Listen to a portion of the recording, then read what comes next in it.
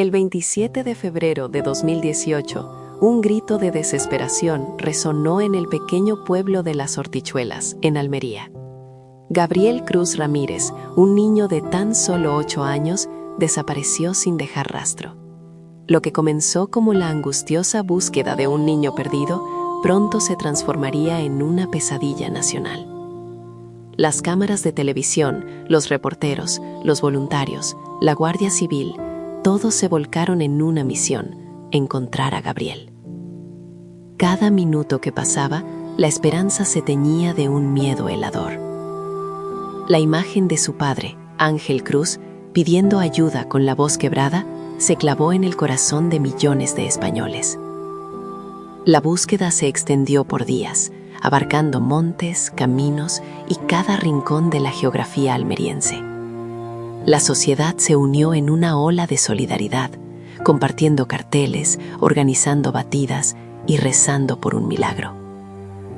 Pero la verdad que se ocultaba era mucho más oscura de lo que nadie podía imaginar. Un crimen que conmocionaría a España hasta sus cimientos, revelando la insondable crueldad que puede esconderse tras una fachada de normalidad. Hoy, en este documental de True Crime, desentrañaremos la tragedia del caso Gabriel Cruz, un relato que nos obliga a mirar de frente a la oscuridad y a reflexionar sobre la fragilidad de la inocencia en nuestro mundo. El caso Gabriel Cruz se ubica en un contexto social y geográfico muy particular. Las Hortichuelas, pedanía de Níjar, es un pequeño núcleo rural en la provincia de Almería, conocido por su tranquilidad y la cercanía de sus habitantes. En este entorno, la desaparición de un niño es un evento que rompe drásticamente la paz y genera una alarma social inmediata y profunda. Gabriel Cruz Ramírez, el protagonista de esta tragedia, era un niño de 8 años, descrito por todos como un pequeño lleno de vida, curioso y con una gran energía. Era hijo de Ángel Cruz, un agente de la Guardia Civil, y Patricia Ramírez, una psicóloga. La relación de sus padres, aunque ya separada, se mantenía cordial, y Gabriel convivía en un entorno familiar estable y cariñoso. El día de su desaparición, Gabriel se encontraba en la casa de sus abuelos maternos, en Las Hortichuelas, disfrutando de un fin de semana familiar. Su madre, Patricia, se encontraba en esa vivienda, y su padre, Ángel, que estaba de servicio en otro punto de la provincia, se desplazó rápidamente al lugar al conocer la noticia. La clave del caso, sin embargo, reside en la figura de Ana Julia Quesada, la pareja sentimental de Ángel Cruz en ese momento. Ana Julia Quesada, de nacionalidad dominicana, llevaba varios años en España y tenía una relación estable con el padre de Gabriel. Era vista por muchos como parte de la familia, alguien en quien el niño confiaba y con quien pasaba tiempo. Sin embargo, detrás de esta apariencia de normalidad, Ana Julia ocultaba algo que nadie, absolutamente nadie, era capaz de imaginar. La noche del 27 de febrero de 2018, Ana Julia era la última adulta que había estado con Gabriel antes de su desaparición. A pesar de los interrogatorios iniciales, su testimonio parecía coherente y era difícil para los investigadores señalarla directamente. Ella misma participó activamente en la búsqueda, mostrándose afectada y preocupada ante las cámaras. Este comportamiento, este cinismo frío, forma parte de lo que hace que el caso Gabriel Cruz sea tan perturbador y tan estudiado desde una perspectiva criminológica. La sociedad española, y de manera especial la provincia de Almería, se movilizó de una forma sin precedentes. Cientos de voluntarios, guiados por la Guardia Civil y la policía local, peinaron los campos, los invernaderos y las zonas boscosas de los alrededores de Níjar durante días. El clima de solidaridad y angustia era palpable. Las redes sociales se inundaron de imágenes de Gabriel, con el hashtag ¿Dónde está Gabriel?, haciéndose viral. Era una España que se negaba a rendirse, que ponía toda su esperanza en que el niño apareciera con vida. Los hechos. La tarde del 27 de febrero de 2018 fue el inicio de una pesadilla. Gabriel Cruz Ramírez salió de la vivienda de sus abuelos maternos en Las Hortichuelas, con la intención de ir a jugar con unos amigos que vivían en las inmediaciones. Era una actividad habitual para él, un niño acostumbrado a moverse con libertad por el barrio, en ese ambiente rural donde la gente se conoce. Sin embargo, esa tarde, Gabriel no llegó a su destino. Cuando al anochecer no había regresado a casa de sus abuelos, cundió la alarma. Su madre, Patricia Ramírez, llamó a su expareja, Ángel Cruz, quien a su vez alertó a las autoridades. La Guardia Civil inició de inmediato las primeras pesquisas en la zona. Las primeras horas de búsqueda se centraron en los alrededores de la vivienda, en los caminos y campos cercanos. No había señales del niño. La desesperación crecía. A medida que transcurrían las horas, la búsqueda se intensificó y se extendió a una zona geográfica cada vez más amplia. Al cabo de pocos días, la búsqueda de Gabriel se convirtió en la mayor operación de búsqueda de una persona en la historia de Almería, y posiblemente una de las mayores de España. Cientos de voluntarios se unían diariamente a los equipos de la Guardia Civil, la Policía Local, la Policía Nacional y los bomberos. Helicópteros sobrevolaban la zona, equipos de perros rastreadores peinaban los matorrales, y equipos de buceo inspeccionaban las balsas de riego. La cobertura mediática era constante. Los informativos de televisión dedicaban amplios espacios al caso. El rostro sonriente de Gabriel, con sus ojos expresivos y su pelo oscuro, se convirtió en la imagen de España durante esos días. El dolor de sus padres, que a pesar de su situación personal se mantuvieron unidos frente a los medios, conmovió a todo el país. La incógnita principal era la misma que se repetía en todas las ruedas de prensa y en cada conversación. ¿Dónde estaba Gabriel? ¿Qué le había pasado? El tiempo transcurría sin respuestas, y la angustia se transformaba lentamente en un terrible presentimiento. Durante esos largos días de búsqueda, Ana Julia Quesada, la pareja de Ángel Cruz, se mostró públicamente activa.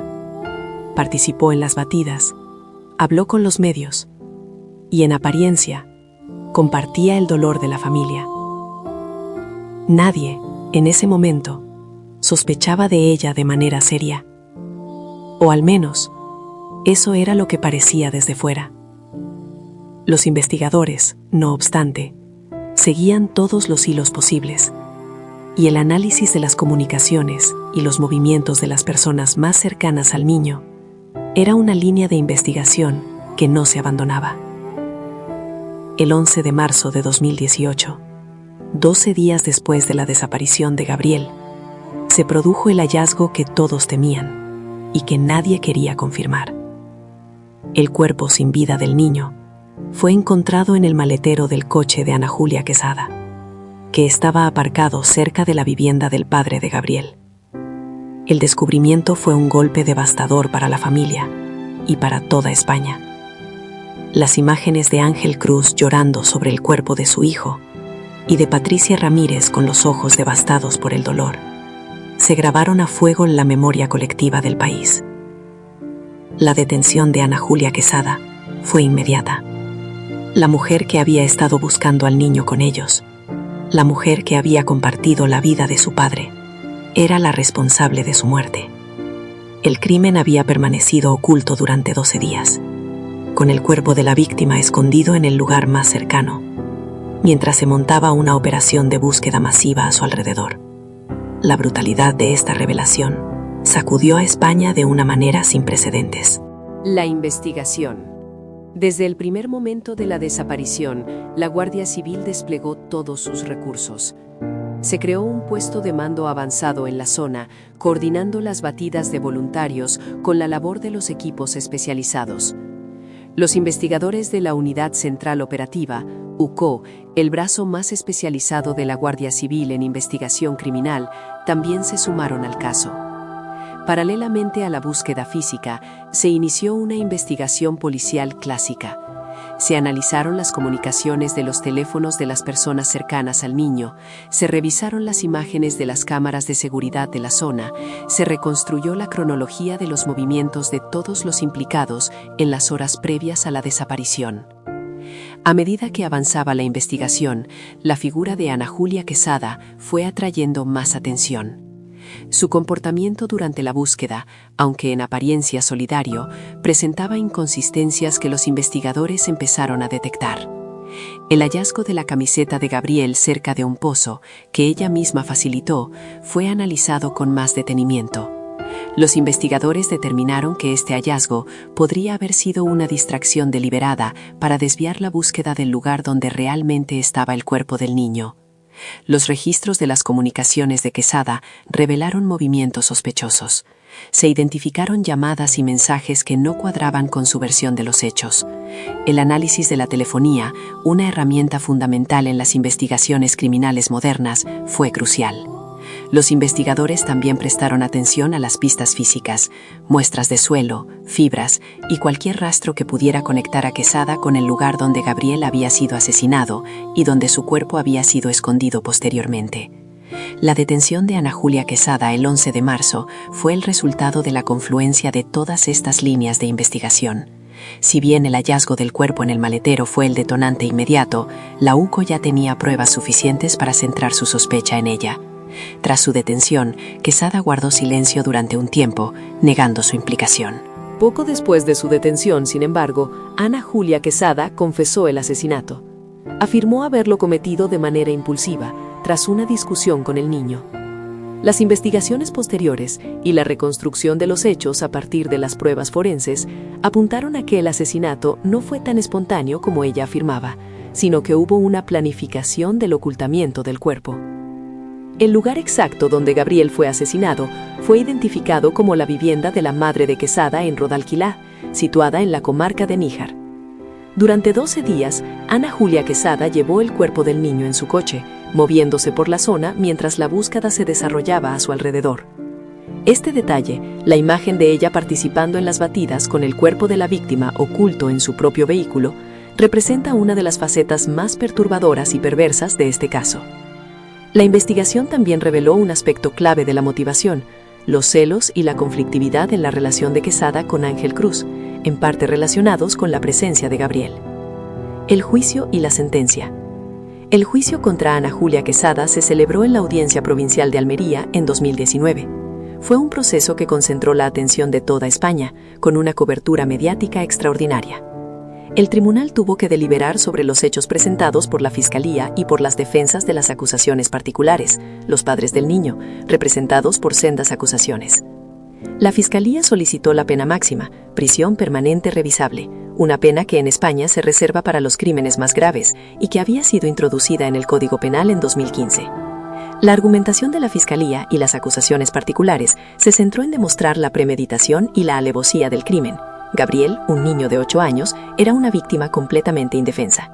Quesada conocía al niño, se ganó su confianza y se aprovechó de esa confianza para cometer el crimen.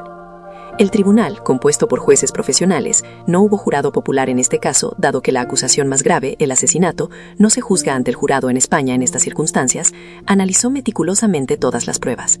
Las pruebas forenses, el análisis de las comunicaciones, los testimonios de los investigadores y los peritos, y la propia reconstrucción de los hechos, formaron el cuerpo de la acusación. El veredicto fue unánime. Ana Julia Quesada fue declarada culpable de asesinato con alevosía de Gabriel Cruz Ramírez. El tribunal impuso la pena de prisión permanente revisable. Esta sentencia, confirmada posteriormente por el Tribunal Superior de Justicia de Andalucía y por el Tribunal Supremo, es la pena más dura contemplada en el ordenamiento jurídico español. Quesada no podrá solicitar la revisión de su condena hasta haber cumplido al menos 25 años de prisión efectiva. La sentencia fue recibida con alivio, pero también con una profunda tristeza por los padres de Gabriel, quienes, a pesar de que la justicia hizo su trabajo, saben que nada podrá devolverles a su hijo.